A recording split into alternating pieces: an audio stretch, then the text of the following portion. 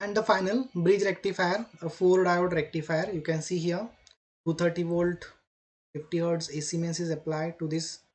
Again, this is a transformer, we can say XT, and it is a step down transformer. So we don't require center tap transformer as it is required in a 2 diode full rectifier. So there are 4 diodes actually. Now this is diode D1, diode D2, diode D3 and diode D4. That's why it is also called as a 4 diode rectifier. So you can see it is connected likewise this. So the A terminal is connected to the anode of the diode D1. Cathode of the diode D1 is connected to the resistance RL. Resistance RL's uh, resistance RL's next terminal is connected to uh, anode of D2. Then the cathode of D2 is connected to the point B. That is a secondary second terminal. Okay. Again, in the same way, there is a connection of D3. So B is connected to anode of D3. D3's cathode is connected to RL's one terminal. We can say this is A. Then this B is connected to D4's anode and the cathode is connected to.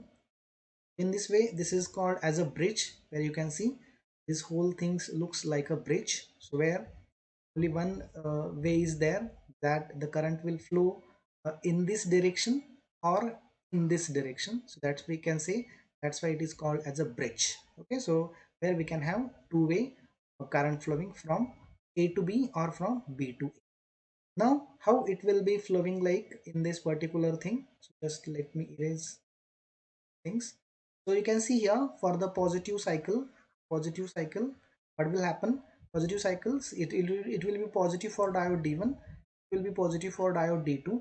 At that time, we having a negative cycle, it will be negative for D3 and it will be negative for D4. So D3 and D4 will not conduct. At that time, D1 and D2 will conduct. What will happen? So the current will start flowing through diode D1, then it will go to RL to this terminal to diode D2 towards the B terminal.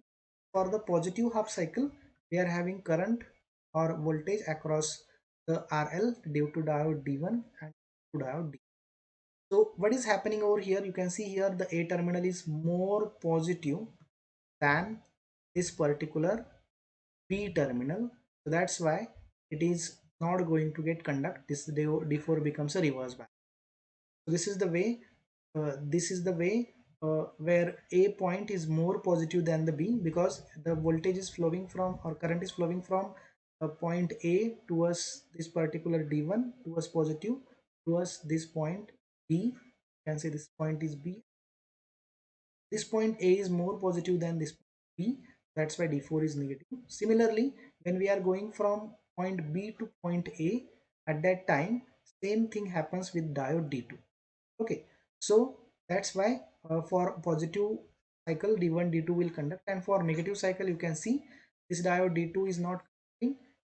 Then let me erase.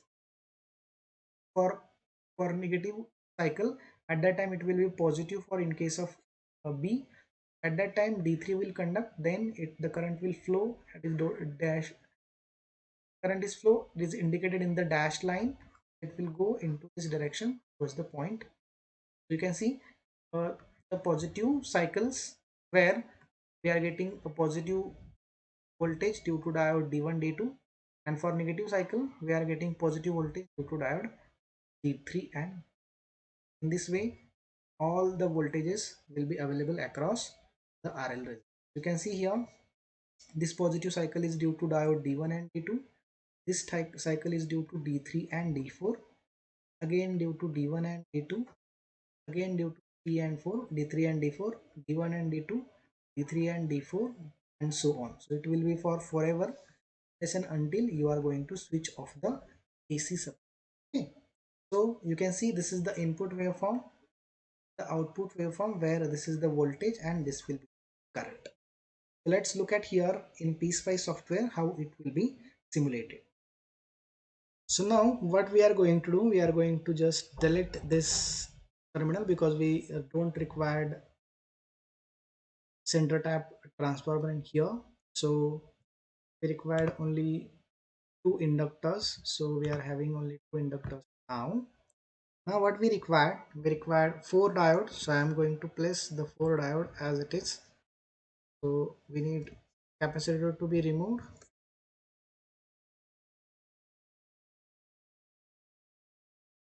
Okay, so diode D1, D2 will be there. Then going to take diode D3,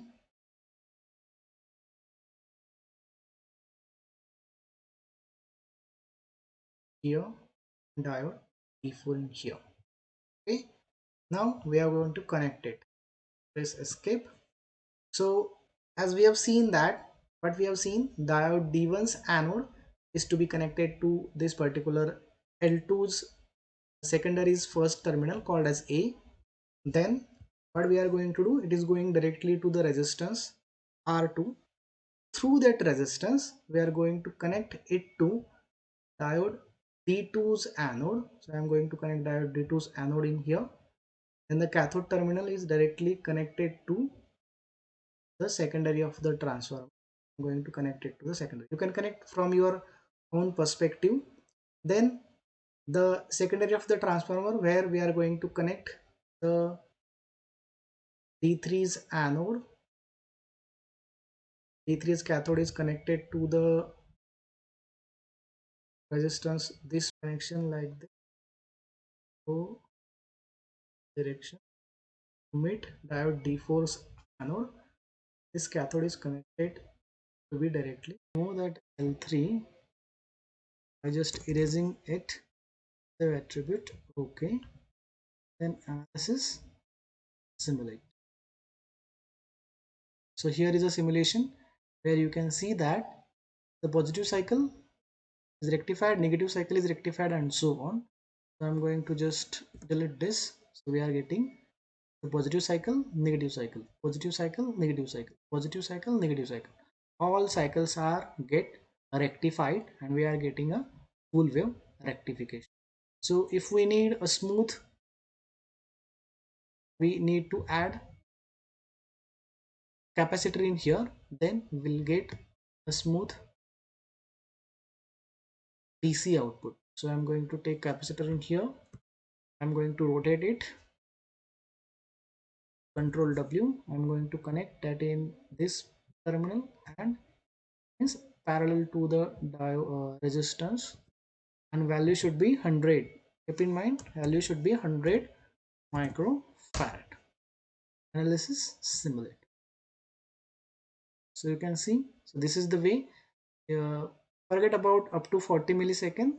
After the diode capacitor gets charged, 40 millisecond onward you will get the output that is exactly a DC. Okay, so this is the way the rectifier circuit can be studied using PSpice software. Thank you.